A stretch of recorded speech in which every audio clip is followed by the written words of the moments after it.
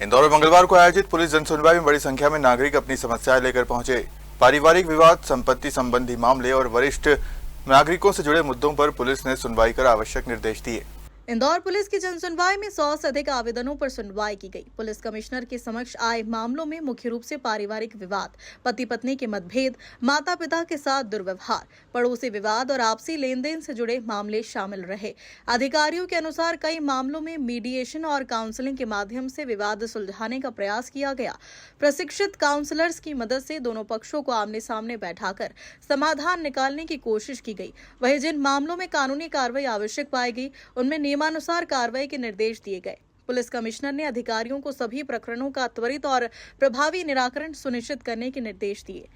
इसमें बहुत सारे पारिवारिक विवाद के केसेस हैं और कुछ हद तक हम लोग भी इसमें सरप्राइज हैं कि बहुत सारे ऐसे विवाद हैं जिसमें माता पिता के विरुद्ध बच्चों द्वारा दुर्व्यवहार या उनको जो है कहीं ना कहीं घर से निकाले जाने, उनका ध्यान नहीं रखे जाने, इस तरह की प्रक्रियाएं ज्यादा हैं।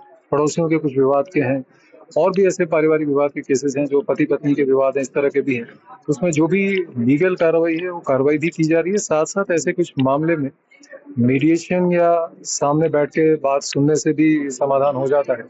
तो प्रयास ये भी किया जाता है कि एक आमने सामने बैठ के बात हो जाए और उसके बाद ये जो बच्चे या परिवारजन हैं, अगर आपस में सहमति से बेहतर तरीके से रह सकते हैं, बच्चे अपने माँ बाप का ध्यान रखना शुरू कर दें, उनकी जो एक तरह से पारिवारिक नैतिक जो जिम्मेदारी है, अगर उसका वो पालन कर लें तो एक तरह सामाजिक स्तर पे और उनके पारिवारिक स्तर पे भी बेहतर होगा।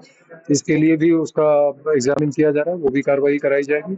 और जो जिन प्रकरणों में लीगल कार्रवाई की आवश्यकता है, ऑलरेडी हमारे अधिकारी इसको एग्जामिन कर रहे हैं और वो कार्रवाई भी सुनिश्चित करा दी जाएगी। और जो भी समक्ष में आज लोग आए हैं, उनकी बातों को स्वयं मैंने सुना है और हमारी पूरी जो टीम है उनके निराकरण के लिए अभी से जुट गई है। और इसमें हम लोगों का प्रयास ये रहता है कि जल्द से जल्द ऐसे सभी मामलों का जो वैधानिक निराकरण है वो त्वरित और तात्कालिक तरीके से कर दिए जाए। तो पुलिस स्टेशन में क्या उन लोगों की सुनवाई नहीं हो पा रही पर्याप्त रूप से? मुझे ऐसा लगता है कई एक प्रकरणों में पुलिस ने एफआईआर भी दर्ज कर ली है, उसमें कार्रवाई भी कर ली है।